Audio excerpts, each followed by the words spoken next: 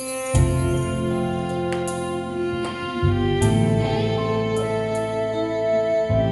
가사를 생각하면서 찬양해 봅시다.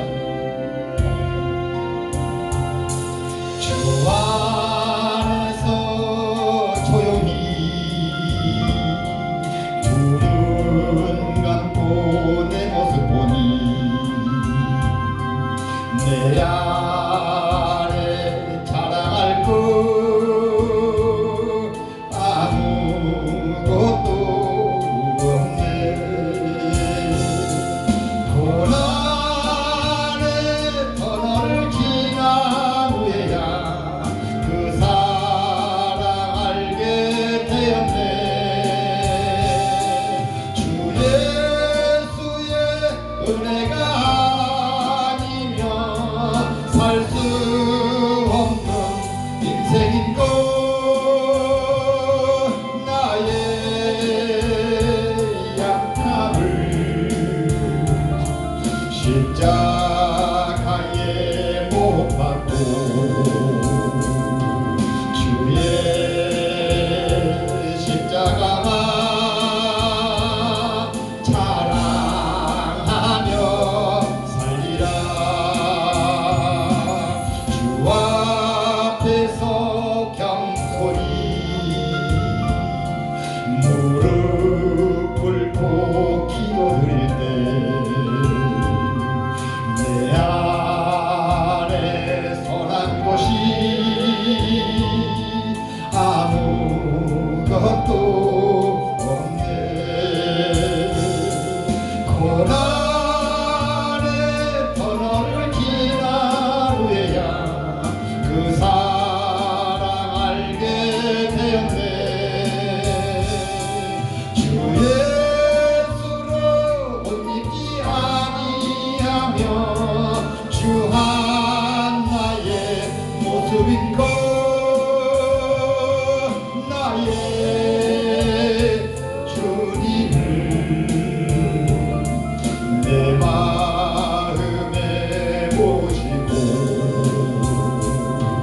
예수 이름만 찬양하며 살리라. 할렐루야. 내가 잘난 줄 알고 살았는데 주님의 은혜를 받고 나를 생각해 보니까 내 안에 선한 것도 하나도 없고 잘난 것도 하나도 없고 못난 것만 있고 못된 것만 들어있고 거짓만 있더라고 보니까. 오늘 본문에 고린도전서 2장 12절에서는 이렇게 말합니다. 우리가 세상의 영을 받지 아니하고, 이렇게 시작했습니다. 우리가 세상의 영을 받지 아니하고 살아가는 저 자체가 복이라고 하는 겁니다. 그래서 이렇게 말합니다. 오직 하나님으로부터 온 영을 받았으니 이는 우리로 하여금 하나님께서 우리에게 은혜로 주신 것들을 알게 하려 하심이니라. 하나님께로부터 받은 은혜를 우리가 알게 하기 위한 지혜를 주셨다, 이 말입니다. 내가 이 지혜를 알지 못했다고 한다면 나는 아직도 죄인인지 모르고 살아가는 거예요. 내가 이 은혜를 알지 못했다고 한다면 나는 내 잘난 맛에 살아가고 있을 수밖에 없어요. 그래서 우리는 늘 고린도후서 5장 17절에 말씀합니다. 그런즉 누구든지 그리스도 안에 있으면 새로운 피조물이다. 자, 그러면 내가 그리스도 안에 있으면은 옛날에 양선비는 없어졌고 예수 그리스도의 영을 받아서 살아가니까 새로운 존재로 살아가는 거예요. 그래서 그리스도 안에 있으면 너는 이제는 이 세상의 사람에 속한 것이 아니라 하나님의 영에 속한 것이래. 그래서 이전 것은 지나갔으니 보라 새 것이 되었도다. 우리는 이 은혜 가운데 살아간 저와 여러분이 감사하시고 하나님의 은혜가 넘쳐나는 그런 것들이 있기를 주님의 이름으로 간절히 축원합니다. 한번 올려가지고 내가 그거 앱 들어가면 안 돼요? 그거 마이크만 저기 찬양할 때 마이크에. 그래서 아까 나도 너무 울리더라고. 네. 좋아. 됐네. 그래서 좋아. 우리는 하나님의 은혜를 받고 살아가는 저와 여러분은 그리스도 안에서 새로운 피조물로 살아가는 거예요. 아멘. 이그래서 오늘 제목을 주님의 은혜로라고 아멘. 말씀을 정해봤습니다. 누가복음 4장 19절에 보니까 주의 은혜의 해를 전파하게 하려고 우리에게 은혜를 주셨대. 주님께서 은혜를 베푸실 때에 하나님의 은혜를 내가 받았으니까 나도 그 은혜를 모든 만민들에게 은혜를 받지 못하고 아직도 하나님의 은혜를 모르는 사람들에게 그 은혜를 전파하고 우리에게 먼저 은혜를 주셨다. 네. 그러니까 우리는 참 감사해야 돼요. 내가 가만히 생각을 해보니까 우리 대한민국만 봐도 5,300만이랍니다. 지금 5,300만 명 중에 우리 대한민국만 봤을 때 5,300만 명 중에 내가 하나님을 알게 되고 하나님의 은혜를 받게 되면서 알게 된 자체가 5,300만 명 중에 우리가 몇 명이나 속해 있을까? 한번 생각해 보는 거예요. 저희 어머니 때도 그랬어요. 우리 아버지는 골수분자인 6.25 사상. 아니 불교 아주 그냥 조상을 섬겨야 아주 의로운 자. 그런 사상을 가지고 살아온 아버지. 우리 어머니는 할머니 때부터 할머니 대대는 아닌데 할머니 때부터 기독교 사상. 기독교는 뭐예요? 너는 서로 사랑하라. 아멘. 사랑은 허다한 허물을 덮는이라. 아멘. 이런 사상주의로 살아왔어요. 그런데 이렇게 하나님의 은혜를 받고 살아온 사람과 저 마귀의 영을 받고 6.25 사상의 효도는 뭐다? 조상을 잘 섬기라 효도다 하는 사상과 만났으니 이게 짝짝꿍이 되겠냐 이 말입니다. 우리는 하나님의 사람으로서 하나님의 믿고 사는 사람을 만나는 것도 하나님의 은혜입니다. 아멘. 내가 가만히 보니까 이 세상을 살아가는 데 있어서 내가 사람을 만날 때 어떤 사람을 만나느냐에 따라서 내가 성공의 길로 갈 수도 있고 내가 죽음의 길로 갈 수도 있더라고요. 아멘. 여기 보니까 내가 막둥이는 아닌 것 같아. 막둥이는 저기가 있어 보니까. 그나마도 막둥이는 아니네 보니까. 그래서 어쨌든 저도 한 60한호보도 이제 반을 살아온 상황에 보니까 내가 젊었을 때 내가 결혼해가 얼마 안 됐을 때는 내가 그래도 내 잘잘맛을 살아간다라고 생각을 했어요. 또 그렇게 살아간다고 생각하는 것이 당연한 줄 알았어요. 그런데 내가 이제 자녀를 낳고 내 자녀들이 이제 결혼을 하여서 또 후세를 낳고 하다 보니까 내 자녀를 낳고 키워보니까 내 생각에는 아버지가 누구요? 목사잖아. 그네들은 뭐예요? 목사 딸이잖아요. 내가 예배를 드리거나 앉아서 교육할 때 어떤 교육을 시켰겠어요? 딸내미가 둘인데 사랑하는 큰딸아, 사랑하는 작은딸아, 너희는 커서 너는 정말로 예수 잘 믿는 집안으로 시집가거라. 네. 그것이 네가 사는 길이요, 평탄한 길이요, 복 가는 길이라. 대답을 말했다. 예 대답은 아주 그냥 청산유수로 잘했어. 그런데 시집 가려고 딱 멋진 남자를 하나 데리고 왔는데 그 남자가 불교 집안을 믿는 남자를 데리고 왔어. 그러니 속이 내가 문드러지겠어요? 안 문드러지겠어요? 이거를 생각해 보니까 우리 어머니가 내가 이렇게 못되게 굴고 어머니의 말을 안 듣고 반개 들고 내 멋대로 살았을 때에 그 심정이 여러분의 심정이었구나. 요거를 생각하게 되더라고. 네. 이 말을 왜 드리냐? 내가 하나님의 자녀로 살아갑니다. 오늘 하나님의 은혜 안에서 우리가 살아간다고 합니다. 그런데 우리는 늘 하나님의 은혜 안에서 살아간다고 마음을 먹어도 우리가 행동하는 것이나 생각하는 것이나 뭘 하는 거 보면은 하나님의 은혜 안에 살아가는 생각이 아닌 것 같아. 네. 그럴 때 하나님이 어떤 심정입니까? 그 하나님이 지금 내 자녀가 잘못 가고 있는 걸 뻔히 알고 있으니까 가슴을 치면서 기도하면서 보이지 않는 눈물을 흘리면서 기도하는데 하나님인데 그러지 않겠냐 이 말이야. 하나님인데. 네.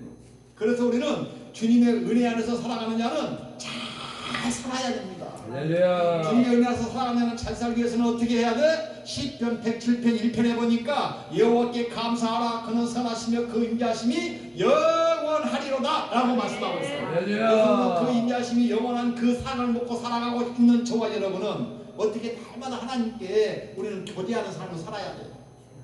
그 교제하는 삶을 살아가는 이유가 그 방편이에요. 에레미야서 29장 12절과 13절의 말씀에 그렇게 말하고 있어요. 너희는 내게 부르짖으며 내게 와서 기도하며 내가 너희를 들을 것이요 너희가 전심으로 나를 찾고 찾으면 만나주리라. 아멘. 이건 정말로 잘 알아요. 우리 목사님들이시잖아요 다. 근데 이렇게 잘 아는데도 이렇게 내게 부르시기를 하며 하나님을 내가 정말로 찾아야 되겠다고 아주 애절한 마음으로 우리가 기도하고 있냐 이 말이죠. 아멘.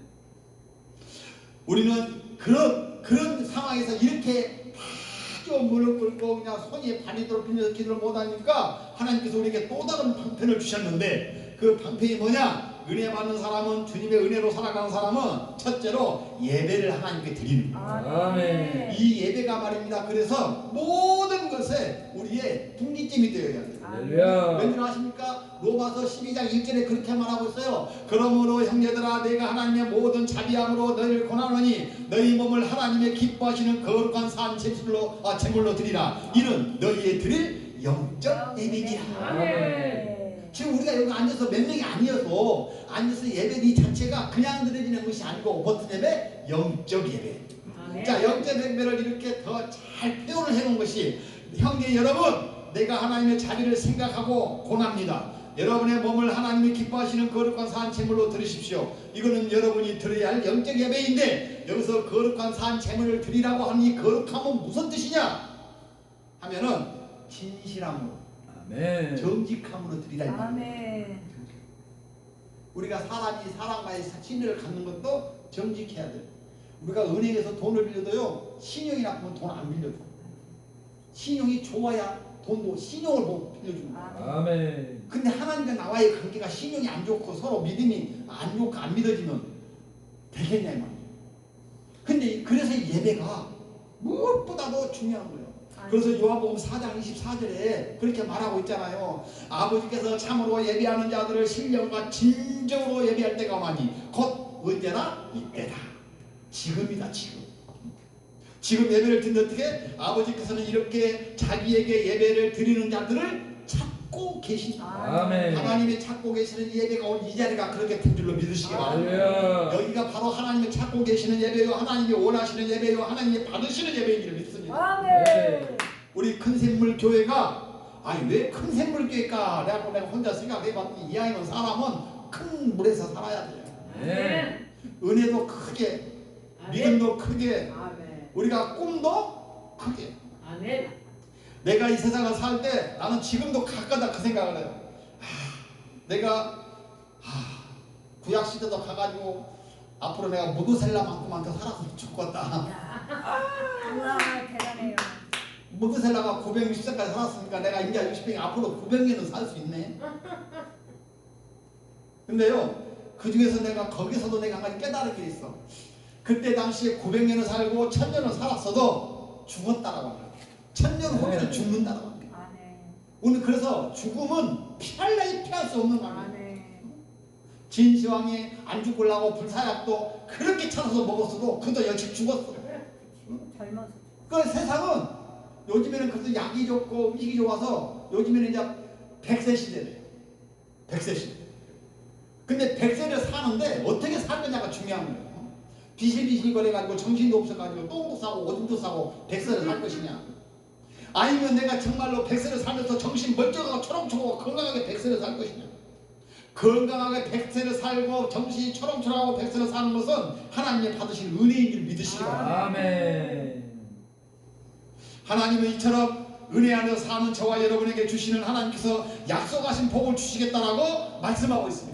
네. 요한복음 13장 17절 말씀에 너희 이것을 하고 행하면 복이 있으리라. 그 복이 무엇이냐 하면은 구원의 복을 주시겠답니다. 할렐루야. 이 세상 사람들은 세상의 복을 놓고 세상의 물질을 놓고 세상의 명예를 놓고 내가 그걸 얻었을 때 복받았다 성공했다 이렇게 말합니다. 그런데 예수를 믿는 저와 여러분은 그거를 두 번째야. 첫 번째가 어떻게 뭐예요? 우리는 구원의 복을 받는 거예요. 할렐루야. 나는 이런 생각을 해봤습니다. 내가 예수를 믿는 것은 목사가 되기 위해서 예수를 믿나? 장로가 되기 위해서 예수를 믿었나? 아니면 내가 내 목적이 천국 가기 위해서 내가 예수를 믿는 건가? 우리는 생각해 봐야 됩니다. 때로는 내가 목사 되기 위해서 내가 밥벌이 하기 위해서 목사가 내가 예수를 믿는 건 아닌가? 한국 가게 해서 믿어. 그렇지. 우리는 목적이 목사가 목적이 아니에요. 우리 목사라고 하는 직분은 하나님이 분명히 주신 거는. 그런데 그걸 가지고 우리가 목표를 삼고 가는데 뭘 어디 가려고? 천국 가려고. 아멘. 천국 가면 아이고 유 목사님, 박 목사님, 김 목사님 오셨으니까 그렇게 말하지 않는데 그 나라에는 귀천이 없어. 위계 질서가 없어. 그냥 사랑이야 사랑. 야 형제요 자매요. 내가 그래서 이런 생각을 해봤어. 우리 어머니가 천국 가셨는데 내가 나중에 죽어서 우리 어머니를 만났어. 그러면 내가 그 나라에 가서 어머니라고 해야 돼? 누나라고 해야 돼? 형제라고 해야 돼? 우리는 행복한 고민을 해보는 거예요. 이것이 주님의 은혜로 하나님의 은혜를 받고 살아가는 자의 생각이에요. 건져내야 됩니다. 우리는 구원의 복을 주시는데 어떤 복을 주셨어요? 모든 백성들에게, 하나님을 믿는 백성들에게는 한 사람도 빠지지 않고 주신다라고 시편 3장 8절 말씀에는 그렇게 말씀하고 있습니다. 아멘. 둘째로 또 복을 받습니다. 하나님의 은혜대로 그 은혜를 시인하고 그 은혜를 신뢰하고 예배의 말씀에 예배에 우리가 고수하는 저와 여러분은 지혜의 복을 주신다. 아멘. 잠언 3장 88절에 지혜는 그 얻은 자에게 생명나무라 지혜를 가진 자는 복되도다 이렇게 말합니다. 할렐루야. 하나님을 알아가는 지혜와 또한 하나님을 기쁘게 찬양하는 자는 복이 있다라고 말씀하고 있습니다. 아멘. 이 복이 뭐다? 지혜의 복이다. 아멘. 우리는 지혜가 있어야 돼. 지혜가 없으니까 맨 2단으로도 넘어가고 3단으로도 넘어가고 1단으로도 넘어가는 거야. 지혜가 있으면 누가 뭐래도 오늘 굳건하게 이 믿음에서 흔들리지 않을 수가 있어요. 근데 아멘. 지혜가 없고 지식이 부족하니까 이 말하면 이것이 그 말 같은가? 아니 잠깐 이것이 그런가? 하여 우리는 늘 갈팡질팡하는 삶을 살아갑니다. 믿음에는 신앙에는 왔다 갔다 하는 신앙이 아닙니다. 어떤 신앙이요? 나에게 주신 그 믿음을 가지고 나에게 주신 말씀을 가지고 굳건하게 지키고 나가는 것입니다. 아멘. 그런 지혜를 받으시는 우리 목사님인 줄을 저는 믿습니다. 아멘. 세 번째로 그렇게 하면 물질의 복도 주신다. 물질의 복은 사실 우리가 구해야 할 필요는 없어요. 솔로몬이가 왕이 되어서 기도를 했는데 내 백성을 다스려 갈 수 있는 지혜를 달라고 기도를 했어요. 그게 하나님이 그 기도가 합해졌어. 마음에 들었어. 하나님이 그 기도가. 그게 마음에 드니까 하나님이 더블로 보너스로 뭐까지 주었다? 물질의 지혜, 명예의 지혜까지, 명예의 복까지 주셨다. 사실 우리가 이 물질을 가지고는 그렇게 기도해야 할 이유가 없다. 오히려 아까 말했던 거, 내가 하나님을 알아가는 지혜를, 나에게 목사라고 하는 직분을 주셨는데 이 목사로 이런 직분에 대해서 내가 어떻게 내가 이 사명을 감당할 수 있겠습니까? 하나님 나에게 지혜와 명철과 은혜를 주시옵소서. 요것이 더 훨씬 하나님이 보시기에 타당한 기도라고 저는 생각합니다. 그렇게 되면 먹고 살고 하는 문제는 이미 하나님은 창세전에 우리가 태초에 하나님의 천지를 창조하셨느니라 할 때부터 먹고 마시고 사는 이 모든 물건을 다 주신 거예요. 네. 우리는 감사할 줄 알아야 됩니다. 물질의 복을 이미 받았어요. 이사야서 32장 20절에 보니까 모든 물가에 씨를 뿌리고 소와 나귀를 그리로 모든 모으는 너희는 복이 있다. 우리가 하니까 내가 배고플 때 먹을 수 있고, 나는 특히 대한민국이요, 나는 천국이라고 생각해요.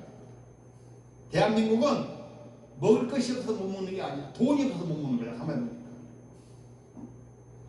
베트남에 어떤 사람이 한국에 오니까 세상에 이런 나라가 어디가 있냐고 그랬대요. 화장실을 보고 이것이 화장이에요. 잠을 자도 되겠대. 우리 한국이 그렇게 좋았습니다. 우리 60년대, 70년대, 80년대만 해도 이랬지 않았어요. 근데 예수라고 하는 이 복음이 들어오고 100년 동안에 120년 동안의 세월을 흘면서 보니까 한국이 하나님을 믿는 나라가 되면서 이렇게 강성하고 이렇게 잘된 나라가 대한민국밖에 없어요. 아멘. 이제는 미국도 추월합니다.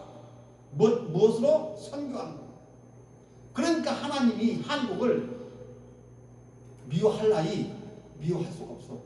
자, 요즘에 나라가 시끄럽다고 합니다. 뭐 좌판이 우판이 중도니 보수니 우리는 다 그렇게 필요 없어.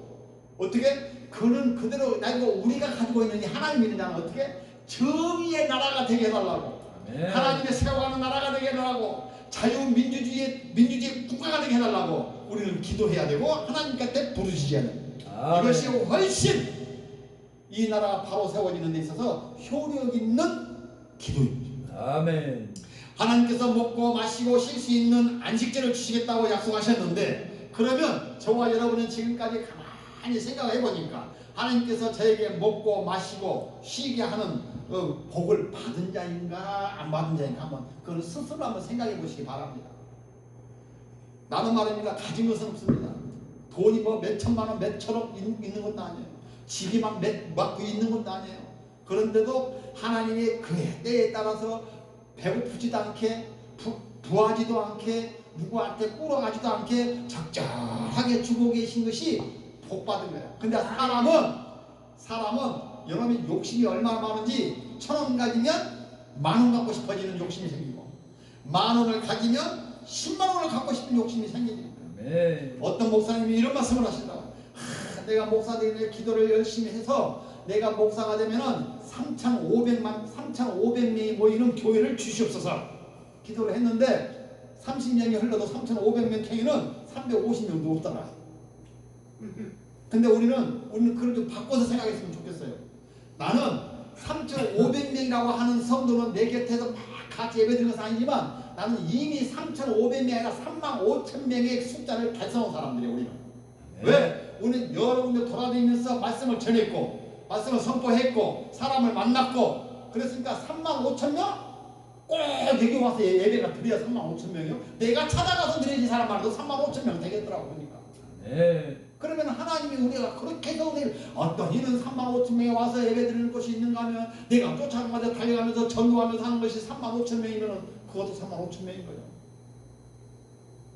우리는 기죽지 마시기 바랍니다.